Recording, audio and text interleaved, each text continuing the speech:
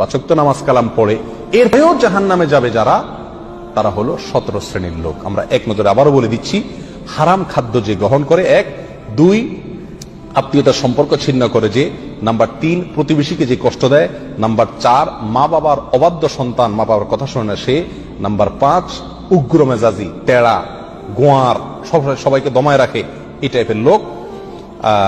Number 6 অধীনস্থদেরকে, প্রজাদেরকে, যে সমস্ত শাসকেরা, যে সমস্ত রাজারা, যে সমস্ত রাষ্ট্রপ্রধানেরা, সরকার প্রধানেরা বা যে যে লেভেলে আছে সে তার প্রজাদেরকে ধোঁকা দেয় যে তারা। নাম্বার 7 অন্যের সম্পদকে অন্যায়ভাবে আত্মসাৎকারী ব্যক্তি। নাম্বার 8 উপকার করে কারোর খোঁটা দেয় যে ব্যক্তি, সে জান্নাতে যাবে না। নাম্বার 9 চগলখোর ব্যক্তি জান্নাতে যাবে না, মানুষের পিছনে কথা লাগায় বেড়ায় একজনের আরেকজনের কাছে। নাম্বার 10 অন্যকে নিজের পিতা হিসাবে, নিজের বাবাকে না বলে, পরিচয় না দিয়ে অন্যকে নিজের বাবা হিসাবে, পিতা হিসাবে পরিচয় দেয় যে ব্যক্তি, সে।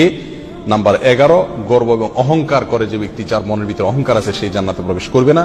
নাম্বার 12 রাসূলুল্লাহ সাল্লাল্লাহু আলাইহি সাল্লামকে যে ব্যক্তি ফলো করে না, তার নির্দেশকে মান্য করে না, সেই ব্যক্তি।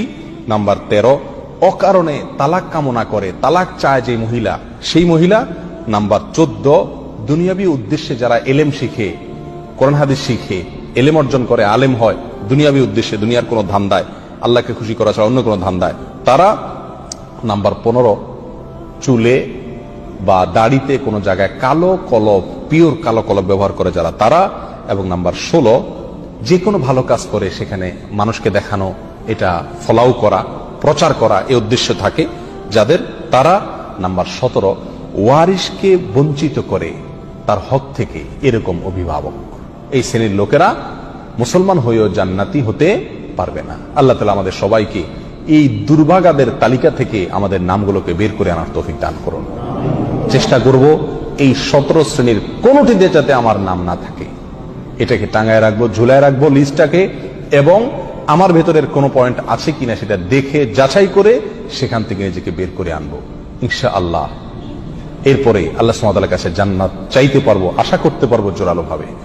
আল্লাহ সুবহানাহু ওয়া তাআলা আমাদের সবাইকে আখিরাতে কিয়ামতের দিন একেবারে ফার্স্ট চান্সে, প্রথম চান্সেই জান্নাত যেন আমরা লাভ করতে পারি, জাহান্নাম থেকে মুক্তি নসিব যেন হয়, সেই তৌফিক দান করুন। জাযাকুমুল্লাহ ওয়া আখিরু দাওয়ানা আলহামদুলিল্লাহি রাব্বিল আলামিন।